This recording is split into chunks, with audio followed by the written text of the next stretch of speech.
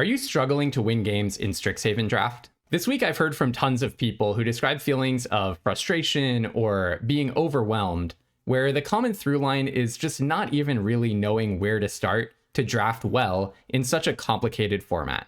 Thankfully for us, enough data is now just beginning to emerge that we can build a narrative about what this draft environment is about.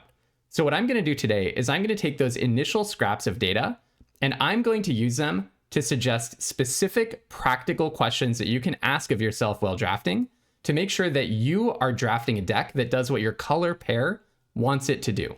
By looking at the best commons in each color pair and also the worst commons in each color pair, we're going to form hypotheses about where those color pairs are aiming and what are kind of false starts or traps. Then we'll look at example decks that did exactly what the color pair is trying to do and succeeded, and decks that did something the color pair is probably not so good at and failed.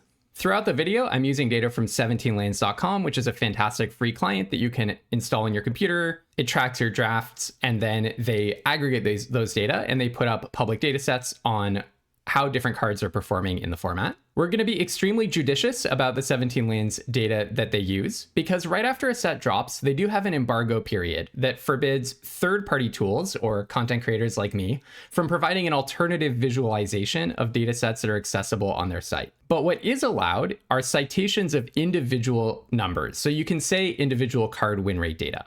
I do a data deep dive every week, and next time we'll get much fancier with it. But today we're going to use those individual win rate data to tell a grander story about what exactly the color pairs want to be doing. To pave the way to understand the color pairs, we have to first understand the individual colors. So I'll work through their best and worst commons in order. By the way, I think a nice way to use this video to test your own improvement in format knowledge, your intuition about how good different cards are, would be to pause whenever I'm on a slide like this and think to yourself, what do I think is the best white common? What do I think is the worst white common? So if you don't want to have it spoiled, do that right now, because I'm about to reveal that the best white common is Elite Interceptor. What I think is so interesting about Elite Interceptor is that it's a 1-drop, which is usually a very aggressive category of Magic card, which actually has a defensive stat line. It is a 1/2 for 1, in contrast to the classic Savannah Lion stat line, a 2/1 for 1. And then its ability looks, on the face of it, like it's an aggressive ability, a sorcery that taps down a creature, which you would think, okay, that's just to pave the way for me to get the most damage possible through. But then it has this other funny piece stapled onto it, which is draw a card, which is the most controlling ability that you can have. This card already, I think, is a masterpiece of design for telling us what white is about in the format. This is, on its face, an aggressive card with an aggressive ability that has a defensive stat line and a defensive ability stapled onto it. It's a card that you're thrilled to draw in the early game because it's a 1-drop, but the first time I played with this, I was shocked at how happy I was to draw it in the late game as well. It's actually, when you have like 8-9 lands out, you're in a board stall with your opponent and you're just top decking, Elite Interceptor, I found, was actually the best possible card I could draw in my aggro deck. Because you have enough mana to draw it, play it, tap something, draw a card, and play something else, which is way better than just drawing the something else you would have drawn anyways. So try to hold all of that in your mind while I reveal to you what the worst white common is. Rehearsed Debater, which I was shocked by, a 3/3 for 3 vigilance. It has the synergy for one of the color pairs that white overlaps with. And so in stat line and ability, I personally thought this card would be super strong. I would not have been at all surprised if these cards were flipped before the format came out, if Rehearsed Debater were the best and Elite Interceptor were maybe not the worst, but fine. So I'm going to use these to state a hypothesis about what white wants to be doing in the format. Before that, just a quick caveat. Obviously, we're using scraps of initial data here. We're limited to just talking about individual card win rate data. So we're doing a very grand inductive claim, which is taking one small data point and trying to say something very broad. And these are data points that could move around a lot. The set has only been out for a few days. This could be different by the time you're watching this if it's in 4, 5, 6 days from now. Of course, also these win rates are not causal. It's not that these cards cause decks to lose and therefore they have a low win rate. The low win rate could be that they tend to go in decks that also lose. So with those two blanket caveats in mind, what this made me think, also paired with all of the games that I've played of white in this format, is that white is trying to play an aggressive game perhaps, or a control game, but you really don't want to be landing in that mid-range zone. I'm not saying mid-range white decks never win in this format, but it seems like on average, a strong mid-range card, a 3/3 for 3 with some bonuses for combat, is worse than either an aggressive game piece or a more value-oriented game piece for white. That's my conjecture, and we'll revisit it in the details down the road. How about blue?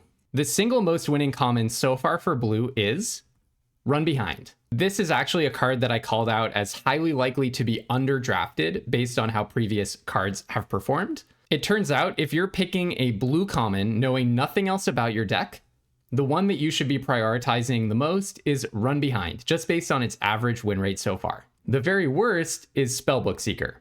Now, I don't want to read too much into Spellbook Seeker being the worst blue common, simply because it's just not a very good card on the face of it. 3/3 for 4 flying. This used to be a bomb back when I played Limited 15 years ago. Now that's just usually a very bad stat line to be at, unless you have some really fancy enters the battlefield effect or something like that. But based on the best card, and also based on the several next few best blue commons, I strongly believe that blue wants good interactive spells, and that should be a huge priority for any blue deck that you're drafting in this format. What about black?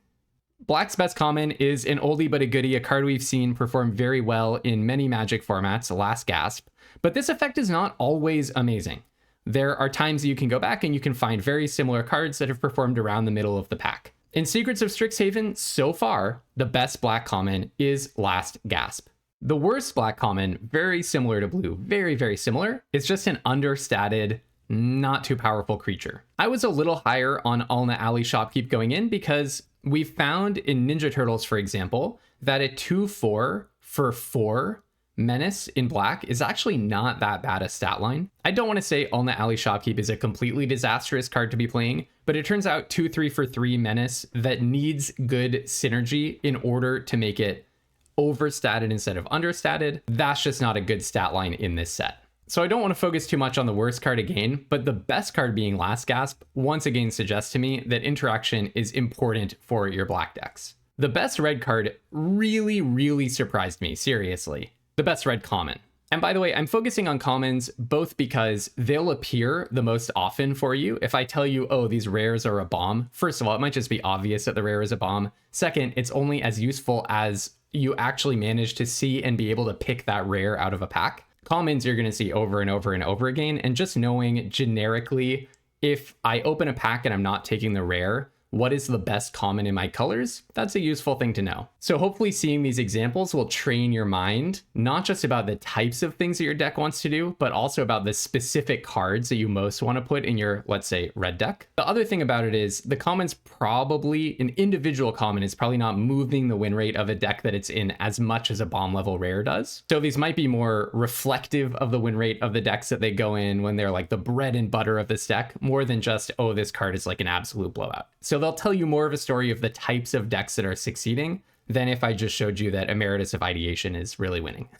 Okay, the best red common is actually Rubble Rouser. I don't know about you, maybe you called this from day one. To me, this was a huge surprise. 1/4 for 3. If you look at the history of 1/4 for 3s at common, you will find that they are not super winning on average. Pilfering is nice. It's a nice thing to have stapled on there, or rummaging, but again, not like it automatically makes cards super powerful. And cards that deal 1 damage to your opponent every turn, again, those creatures are usually middle of the pack to the very bottom of the pack in terms of how winning those commons are. What I think sets this card apart from all of that is the synergy. I think it's just so good to be doing the thing that red-white wants you to be doing, which is exiling cards from your graveyard. It sounds sturdily, but I think this card, you staple together a defensive body, the rummaging, the synergy of exiling a card from your graveyard, the fact that it makes mana, and the fact that it deals 1 damage to each opponent.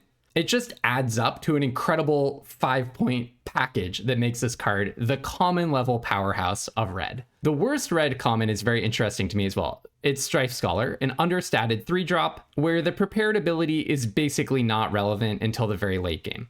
We'll come back to this when we talk about what specific color pairs want you to be doing, but I think this is very illustrative as well. Specifically, I think Strife Scholar has low synergy in Prismari, and also in Lorehold. So this adds up to me to a story that what red wants to be doing is extremely synergy oriented. And finally, green. Green kind of worked out to be the funniest one. The best common, it turns out, in green is Studious First Year.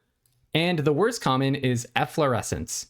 The reason this is funny is if you had showed me the green commons before the set came out and asked me to rank how good they'll probably be, I'm very confident I would have put Studious First Year on top. I absolutely did. And Efflorescence on the bottom. Instant speed, combat tricks that put counters on with some synergy, you know, usually not very good. This is asking you to risk a blowout where your opponent just kills the creature that you're targeting. Combat tricks are good when they're cheap, but this is 3 mana for 2+1/+1 counters. Compare that to, let's say, Giant Growth, which is 1 mana for +3/+3. Whereas on the flip side, Studious First Year is just bonkers. A 1/1 for 1 that has a Rampant Growth stapled on. When this was previewed, people could hardly believe it. It's just a fantastic card. So my conclusion is basically, you know, green, the quality of the individual cards, I think really matters. Maybe because green has a few more clunkers than other colors, or maybe just because the synergies in those color pairs are a little weaker. We'll see. So we'll see when we explore what the color pairs want to be doing. That's where the rubber really hits the road. Once you know I'm drafting, let's say, Quandrix, green, blue, what questions should you ask yourself to make sure that you're actually on track to build a deck that looks like a winning Quandrix deck? While I get into that, I want to say, if you're someone who wants to get better at Magic Draft and you like using data to do it, make sure that you're subscribed to my channel. Not only do I post a new draft video every day where I try to apply the lessons that we learn in these data deep dive videos, I aim for one of these data deep dives every week as well. Once we get past the 17 lands embargo period, I'm going to be making much more fine-grained and detailed analyses and just calling out individual card win rates. The first video I have planned is a sequel to these videos on the bottom row here, where I try to figure out which cards are most likely to be under-drafted in Strixhaven. That is, hidden gems that you can pull out of the packs that people are leaving way later than they should. And conversely, cards that maybe you're overdrafting and you should move down in your pick order to make room for those hidden gems. Next week, we're also going to have a Arena Direct Win-A-Box event. I always do a bunch of runs of those, but more importantly, right before Win-A-Box weekend, I always post a data deep dive on how sealed is playing out differently from draft. So if you're someone who likes draft and you're trying to improve at it, you might have your instincts slightly wrongly tuned for jumping over to the sealed event. So those videos give you the info you need to be nice and prepared when you spend your gems on an Arena Direct. All right, so now let's jump into what these color pairs want. When we looked at the best and worst commons in white, we saw that it maybe is slanted towards either aggro or control, but that mid-range might not be playing out so well. And in black, we saw that interaction was just the single best common, last gasp. What about when you put those two things together? What's best in white-black and what's worst in white-black? So I'm going to look at the white-black commons. There are 3 of them. So this is going to be the best out of 3 and the worst out of 3. And there's always going to be one left out, which is the one in the middle. The best white-black common also really surprised me. Render Speechless. This is the duress effect. You can choose something from their hand and make them discard it. And then you put 2 counters on a creature. I really did not expect this to be so good. Back in Lord of the Rings, one of the best cards was a 4-mana duress that makes it 2/2. This looks a lot worse than that, but I guess it's just not that much worse. I guess that's just still a super powerful thing to be doing. But also it tells you a lot about the format speed and what white-black wants to be doing, that you can afford a 4-mana sorcery that does not affect the board. This is a very controlling card, not an aggro card.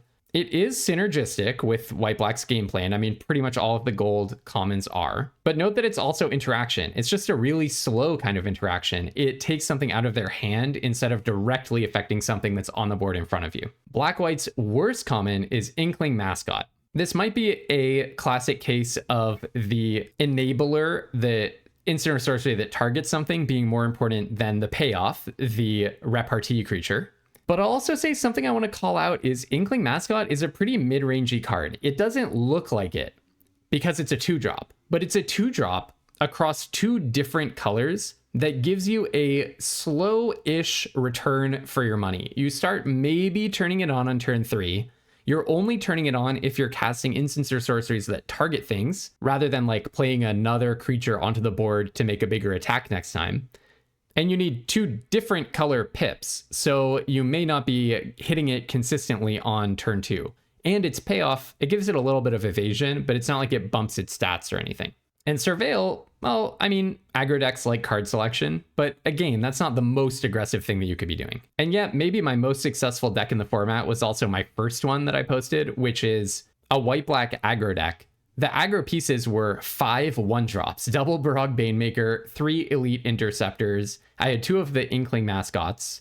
And then I had those Arnins, which converted the death of my 5 1-drops into extra bonus damage on my opponent, and then topping it off with Sneering Shade Riders, which drain the opponent when they enter. I want to contrast this with a deck that had a very different game plan. This was a mid-range version of Black-White. So this one had Antiquities on the Loose and Abigail. It had some good individual card power. But in contrast to the 7-0 aggro deck that I just showed you, this one ended up going 2 wins and 3 losses. And I want to call out how incredibly mid-rangey this deck is. It's got a huge number of 2-drops, an even huger number of 3-drops, and then the late game is just not that impressive 4 and onwards. I'm not saying don't play mid-range black-white. I'm certainly not saying it's impossible. The moment I say that, my comment section will fill up with people sending me lists of very successful mid-range black-white decks that they made. But I want to draw your attention to the card that is left out, the most middle common in black-white, which is Imperious Inkmage. This is the absolute definition of a mid-range magic card, in my opinion. A 3/3 vigilance, 3/3 for 3 that does combat well and sets up a good turn 4 and turn 5. That's like as mid-range as it gets. And it plays out mediocre, like fine, right in the middle of the black-white commons. So I think the 2 takeaways I really have about Silverquill are, when you're building a Silverquill deck, first focus on the pace of your game. Are you aiming for an aggro game plan? That can absolutely work. We saw that from my 7-0 trophy deck that had 5 1-drops in it. It's also crystal clear that a much slower, more controlling game plan is possible. We see that from the best common being a 4-mana duress effect that doesn't on its own affect the board. It puts counters on a creature, but it's not like it puts a body on the board. I think a huge way to lose games as Silverquill is to just kind of end up in that muddy middle of pacing where you have just a bunch of good looking 3/3 for 3s. The single worst common in this format in white is a 3/3 for 3 that looks like it does combat well. The most middling white-black common is also a 3/3 for 3 with the combat relevant ability Vigilance. So just focus on, am I trying to play a game plan that's trying to get under my opponent's 3-drops, or am I playing a game plan that's trying to get over my opponent's 3-drops? If Silverquill is trying to match their 3-drops, I think it does not go well for it. That's just what these initial scraps of data suggest to me. The other huge takeaway is focus on your interaction package. Silverquill benefits from amazing interaction in black, like Last Gasp, but also amazing interaction in white, like Repel Calamity, a Johnny's Response, Stand Up for Yourself, etc. And of course, its core synergy is about interactive spells that target creatures. So when drafting Silverquill, focus on pace and the amount and quality of interaction you're playing. All right, Lorehold. The 2 things that we said about Lorehold were white is in this kind of aggro or control frame of mind, and red was all about synergy. So what does that add up to when it comes to Lorehold? The best common in Lorehold is Pursue the Past. This one also really surprised me. This set really, jostled my intuitions a little bit, especially when it came to red-white. I looked at this card and I thought, gain 2, discard a card, and then you can draw 2, flashback 4. First of all, this was our first clue that red-white is trying to play a much slower, much more synergy-oriented game than it usually does in most premier drafts, where red-white is the beatdown aggro deck. It is slow incremental card advantage that also interacts with the synergy of a card leaving your graveyard. The fact that it's playing out like the best common in red-white really tells us a lot about what this color pair does when it's done right. The very worst, which who would have predicted this, is Spirit Mascot, the 2/2 for 2 that has the core synergy of the color pair, making it bigger and bigger every turn. When one or more cards leave your graveyard, put a counter on it. One thing I want to call out about Spirit Mascot, it's kind of like the gold 2/2 in white-black. It kind of looks like an aggro card, but I actually think it's a mid-range card. The way that a card like this plays out is it's a really good attacker on turn 3, turn 4, maybe turn 5. But by the time you get to turn 6, turn 7, etc., it is outclassed. And it's not necessarily that aggressive because you might not hit it on turn 2. When you hit it on turn 2, you have to spend effort doing things like playing a Pursue the Past to even make it a 3/3, and then you haven't played another creature to the board. It just doesn't really line up with an aggro game plan. So this is kind of how people predicted before the set came out that red-white would be a more controlling version of Boros than we've seen recently. I don't know if anyone predicted that Pursue the Past would end up so far substantially better than Spirit Mascot in the data. That's pretty cool. I came into contact with this reality in actually the worst draft result that I've posted so far from Secrets of Strixhaven. I went 3 wins, 3 losses with Lorehold. The reason is I just did what you usually do with Boros. I tried to build it as like the most aggressive deck I could. I only got one drop, but look at my 2-drop slot, just stacks on stacks on stacks of 2-drops. What I really found with this deck and why it kept falling short is I would put something on the board turn 2. I had this Hardened Academic, I had the Spirit Mascots, I had all sorts of good things to be doing, Living History on turn 2, but then all of my cards were not good at pushing damage on their own. They all wanted the synergies. Hardened Academic, Kirill, Spirit Mascot, these Living History. Every single one of my 2-drops is bad unless you can activate the synergy. Then it became good. So even though I thought I had in my deck like 7-8 ways of activating my synergy, which in an aggro deck, it's like, how much synergy do I really need? I'm just trying to play 2/2s. It turned out every single game, I was just desperate to draw more ways of removing cards from my graveyard. That Startled Relic Sloth that removes a card from the graveyard every turn was my absolute MVP. Not because it's a 4/4 lifelinker trample for 4, but because it was just a way of getting a card out of the graveyard. Whenever I have a pretty crummy draft, I always try again, and I always try to do something differently. Here's my one other time I've drafted Lorehold, and it went much better. 6/3, lost playing for the trophy. Now you could say I do have way higher card quality here. And yeah, I don't want to like make grand proclamations based on my like one anecdote of a deck that worked versus a deck that didn't. But I'm just using this to illustrate a point. So in this deck, I really embraced the philosophy that it's all about the synergy and also that you are trying to play a much slower game. I didn't have any 1-drops. I had way fewer 2-drops. And then I put in these Rearing Embermares, which I called out early before the format dropped actually, as kind of similar to cards that have been underdrafted in the past. And I'm wondering if, I don't know, maybe its win rate will creep up there as the format goes on. I'm not sure. But basically, it was really nice to feel like I'm in the driver's seat by the time I get to turn, 10 of the game. I was doing things like combining Arc of Hunger with Primary Research, where every turn I mill a card, can play it from my graveyard, and then at the end of the turn, Primary Research draws me a card. It felt like a Dimir control lock. By the way, I want to say a word about Arc of Hunger. Currently, this is tied essentially for the most winning card in the format with Emeritus of Ideation.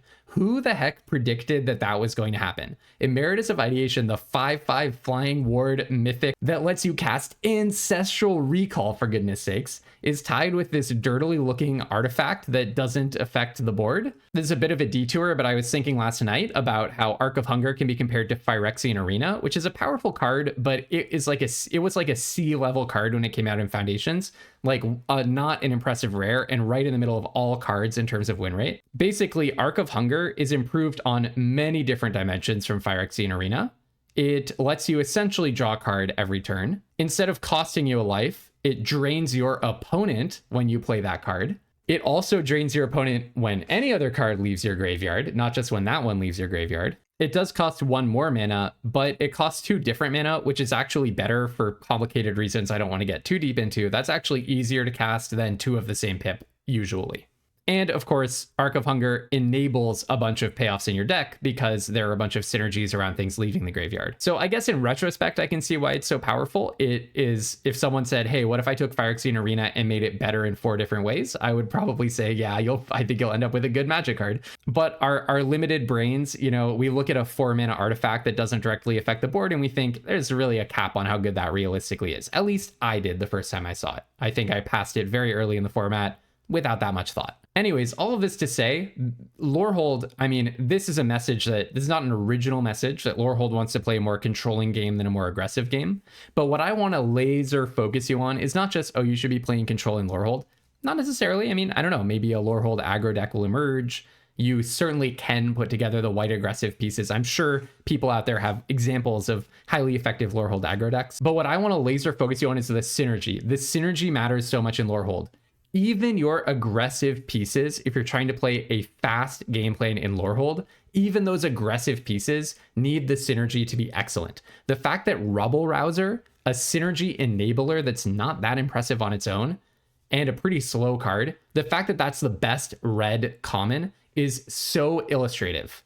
Or Pursue the Past, which does almost literally nothing on its own. It's just an enabler for your synergies. The fact that that's the best red-white common. If you're drafting red-white, laser focus on the synergies. And if you are not seeing those key leaving the graveyard enablers, someone else is in red-white, you should bail, find an off-ramp. All right, how about Prismari? We said that blue really wants interaction and red really wants synergy. So how does that play out? I think Prismari, this is like the one I'm most excited to talk about. I think Prismari is at such an interesting place in the format. Its best and worst commons are not super interesting on their own. The best common is Visionary's Dance so far, and the worst common is Stadium Title Mage by average game in hand win rate. I mean, this wouldn't be too shocking to me if you told me this ahead of the format releasing. I don't think it would be too surprising to me. But here's what I think is so interesting about Prismari, and I'm going to illustrate this with 2 decks that I've played. So I watched a video by LSV a few days ago that he uploaded where he was drafting no creatures Prismari. This is something you can do in this format. And then Paul Chion uploaded one after that.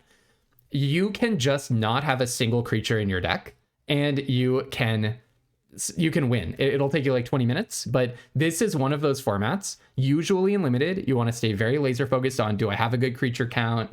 You know, do I have enough interaction? This is one of those formats where you can draft blue-red spells, and it really is just spells. The last format that we had like this was a Lord of the Rings, where I built one of my favorite decks I've ever built. It was a blue-red, essentially spells-only deck at Friday Night Magic, and it was just like one of the purest pleasures of my life, just never playing a single creature. We get to do that again. So this is a deck, as soon as I saw that LSV video, I opened up Arena and just immediately started drafting, essentially forced this Prismari deck, which is just so awesome. So the win condition of this deck, I did end up with an Emeritus of Ideation, which helps. Also, I had a Jadzi. Those are my only 2 creatures. But then the Visionary's Dances, they can either, you discard it to pick a good card early in the game, or you're going to turn it into 2 3/3s in the late game. So it's technically a win condition as well. And Jadzi can make a ton of tokens. LSV pointed out in this type of deck, you don't want to put in just like one random creature, because a situation you get into a lot is, let's say you'll be playing a black-based, like a green-black deck or something. You'll kill all of their creatures one after another, and they'll have like 5 cards in hand. You don't know what those 5 cards are. They're playing out all their lands, and they're not playing out creatures.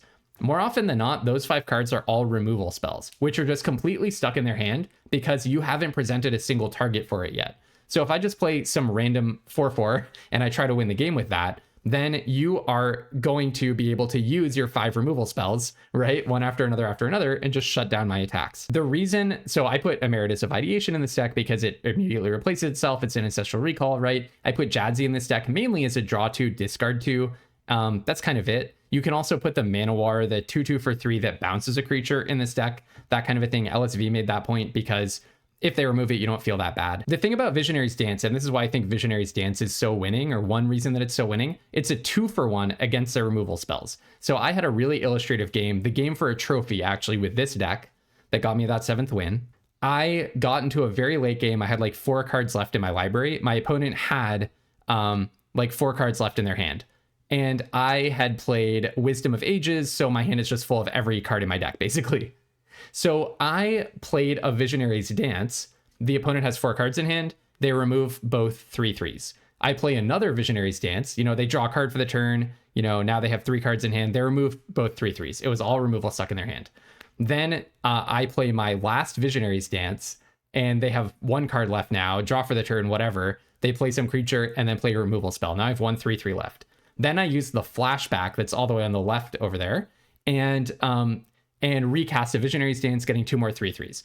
Visionary's Dance is the value piece that represents a win condition in the late game because it lets you get that final piece of card advantage, that 2-for-1 out of your opponent's by taking 2 removal out of your opponent's hand at the cost of 1 card, and converts to a win. So when you're drafting this no creatures is it deck, you have to figure out what your win condition is. If it's creature based, Visionary's Dance is the best common level win condition. A random 4/4 for 4 like Stadium Title Mage, that's not going to do it. Here's a different way of building is it. I do think there are 2 or more is it decks in this format. This was my Friday Night Magic deck last night. It actually went 2 wins, 0 losses, and a draw because the store had to close when we were like at turn 12 of match 3. This is a highly aggressive version of Izzet. Basically what this deck is trying to do is land a 2/2, land Matter Bending Mage to bounce their 2/2, then you put down like a Pensive Professor, stock up, Quick Study, Diary of Dreams, and then you are basically just pushing small little bits of damage while always remaining like 1+ card ahead of your opponent. One card I want to shout out that's not very impressive in the win rate data right now, but that I just wanted to draw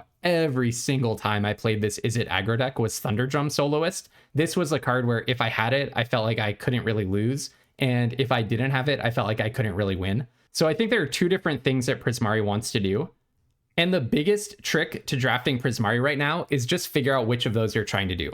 Should I be an aggro version of Prismari, or should I be a control version of Prismari? If you are the aggro version of Prismari, it looks a lot more like other limited decks that you've built in the past. In that case, the type of synergy is not things leaving the graveyard. The type of red-based synergy that you care about is cards like that Thunderdrum Soloist. The thing that Thunderdrum Soloist does specifically is this idea of inevitability. If the game goes 10 turns, I'm the one who's going to win because I'm just going to go 1 for 1 removing your creature every time. And every time I do that, you lose a life point and I lose nothing. So the red synergy you need to look for here is how exactly am I going to convert just card advantage or removal into winning a game? And blue interaction, you should just be picking up no matter what. Like, still super prioritize the blue interaction, because if you're drafting the spells only deck, you need like 10 plus removal spells. You should have every common level removal spell you can put your hands on, basically, because the whole concept falls apart if you can't kill your opponent's 4/4. And then finally, if you're doing the spells only one, you just need to figure out how am I going to win the game. And that's where I think the 7 mana spell that makes 2 3/3 flyers is super synergistic with the game plan. It's the capstone common that lets you convert advantage in Prismari into a win in Prismari. All right, what about Quandrix? So blue seemed to value interaction. Green didn't really tell us that much about what's winning and losing. Their best card is just on its face a great card. Their worst card is on its face not that good. What about when you look at the actual Quandrix cards that are best and worst? The best Quandrix common is Embrace the Paradox. Draw 3, put a land in tapped. The worst is Terrafractal. And I have to say, guys, this just doesn't help that much, does it? Because once again, Embrace the Paradox is just a good card on rate. I mean, it's not a great card, and that's probably why Quandrix is not playing out the best in the format. Spoiler alert, check 17 lands. If it were more powerful, maybe it would lift Quandrix along with it. But Terrafractal, I mean, the first time I saw this card, I thought that's just a bad card because you're just overpaying. You can't really, in most contemporary limited environments, like a 4 mana 3/2, that's just a really big ask, especially when it dies to the red common level shock that also gives your opponent value because it can be flashed back. Like, there are just so many ways to kill this thing. It scales, but it doesn't even scale that great. Like, I get 7 power on turn 8. Nah. And life gain is okay, but that's not even what Quandrix is trying to do anyways. So I really think in Quandrix, it's just like raw card evaluation. I've actually only drafted Quandrix once, which is funny for me because I love Simic. And what I found was basically like, if I could have had 4 more Pestbrood Sloths, that random 4/4 for 4, I would have been really happy. I just needed more cards that could hit the board and win, and also more interactive spells. I was desperately, even with Unsubtle Mockery on the splash, double run behind, I was desperately feeling the need for more ways to interact with whatever my opponent was doing. So I think with Quandrix, it's nothing too fancy about synergy. Right now, at least for myself, I've only drafted it once, but I think super prioritizing the blue interaction when you're in Quandrix, and then just making sure that every card in your deck that's in green is just good on rate, not overthinking the green synergies too much. I think just make sure that you're putting the best statted, highest raw power green cards in your deck that they can. It seems to correlate directly with win rate. If you had asked me before the format which cards look good and which cards look bad, irrespective of what else is going on in the format, I would have gotten red all wrong, but I would have gotten green basically right. So that just tells you paying attention to the individual card win rate in green seems like a nice path to victory. Okay, last color pair, and then I'm going to summarize. So Witherbloom, we said black likes interaction, green likes good cards. The best common in Witherbloom is Grapple with Death. That is both interaction and it's also a good card. It's murder with something extra and slightly more permissive mana. Actually, green-black is easier to cast than black-black. Well, sorry, murder is an instant. This is a sorcery, but I mean, you know, whatever. You pay a small cost for having synergy attached to your murder. The very worst common in green-black Actually, the worst multicolored common in the format by win rate right now is Pest Mascot. This card is not interaction, and it also is just not good on rate. A 2/3 for 3 is an understated card. It requires synergy to level it up. This kind of card, like Donatello, the flyer in the last format, 1/2 for 3 flying with similar ability, gets a +1/+1 counter when you do the color pairs thing. These typically just don't perform that well. I think even more so in this format because it's just maybe even more important that your green cards just be good on rate, because the synergies are just not lifting all boats that much in green. So your mileage may vary. It's not a complete disaster if you have a Pest Mascot in your deck. They can definitely kill someone. You're going to have an 8/9 Pest Mascot, of course. But in a vacuum, not where you want to be usually. And I've only done one Witherbloom deck as well. It went 5/3, and my experience again was very similar. Like, I just always wanted more removal. I kept feeling like, you know, I'm the black-green deck. I'm playing Last Gasp, Feed the Swarm, and Grapple with Death, and it's nowhere near enough. I wanted like 3+ more pieces of removal. I also felt that every card that was not that good was weighing me down even more than usual. All in the Alley Shopkeep, we saw that was the worst black common. Every time I drew it, I kind of internally groaned. Even the Adventurous Eater and the Shopkeeper's Banes I liked a little bit more, but still not great. Comforting Counsel, this enchantment that when you gain life 5 times, it buffs your whole team. You know, it's kind of nice if you're in a super dedicated synergy version. It solo won me a game and then kind of solo lost me a game, where I felt like if it were just a normal 3/3, it would be okay. It would be better and I would have won. And that's exactly how I thought it would play out. So once again, I think just the raw win rate of the green cards really matters. Or sorry, not the raw win rate. The raw power really is reflected in their win rate.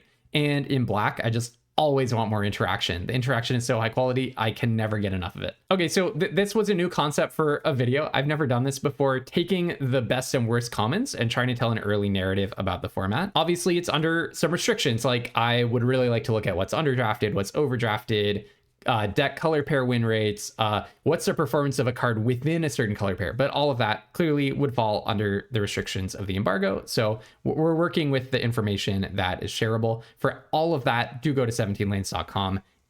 It'll take some work to pull it together though. And I'll save you that work by presenting more data the next time after we're outside of the embargo period. Much more detailed analysis. But I still think this inductive episode it's at least taught me a lot. First of all, seeing what commons are underdraft, seeing what commons are most powerful and what cards are least powerful. And I think it led to valuable insights as well about what the overall decks want to be doing. So when you are drafting white-black, I think pay close attention to your pace. Don't end up in the messy mid-range mess. Just coin that expression. And also make sure you have enough interaction. You get the best of the black interaction, which is probably the best interaction in the format, and the best of the white interaction, which is, oh, is that one actually the best in the format? They're both so good, and you get to put those together. And your core synergy revolves around that. So pay super close attention to your removal count, and also pay close attention to whether you're trying to be aggro or control. If you're being mid-range, hey, there could be good reasons to be mid-range, but be deliberate about it. Don't just put a bunch of 3/3 for 3s in your deck and hope to win. In red-white, I think this color pair revolves entirely around synergy. It is a slower game plan that's trying to turn online oppressive, synergistic situations against your opponent. And I'm not saying you can't be aggro in red-white, but first pay attention to following the synergies, get enough enablers, get all the powerful payoffs that you can, and that, I think, will naturally lead you to a slower game plan if you do that. In blue-red, you need to make sure you know what your win condition is, and you need to make sure you know, am I the no creatures version of Prismari? Am I the aggro version of Prismari? Maybe there's a third thing that I haven't discovered yet, but you just need to make sure you know, like, how am I going to transfer this into a win? And you also get to benefit from synergistic red cards, including some spells matter cards that are specifically good in Prismari, that 1/3 reach that pings them every time you cast a spell being one of the best examples. And you get some pretty good interaction from blue, Essence Scatter, Run Behind, this kind of thing. And you just, in Prismari, I think you just want to play every interactive spell, removal or counter or direct damage spell that you possibly can, both in the aggro deck and in the control deck, I think.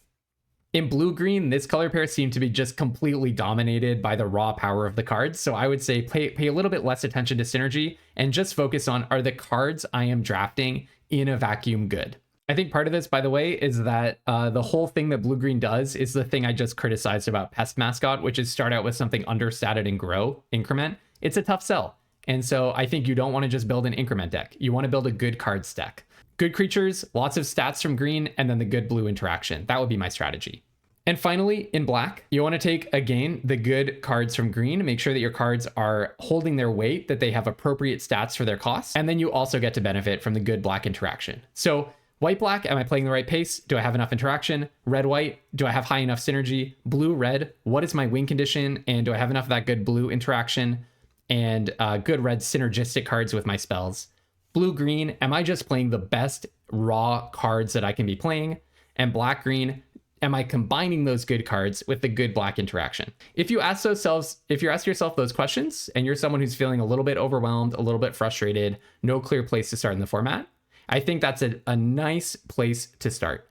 And if you still find that you're losing, just go back over the best and worst commons and make sure that your pick order is basically right. If you're consistently getting the option of taking 2 different commons in the same color, and you find yourself picking something that's not the highest win rate one over and over again, there might be something wrong.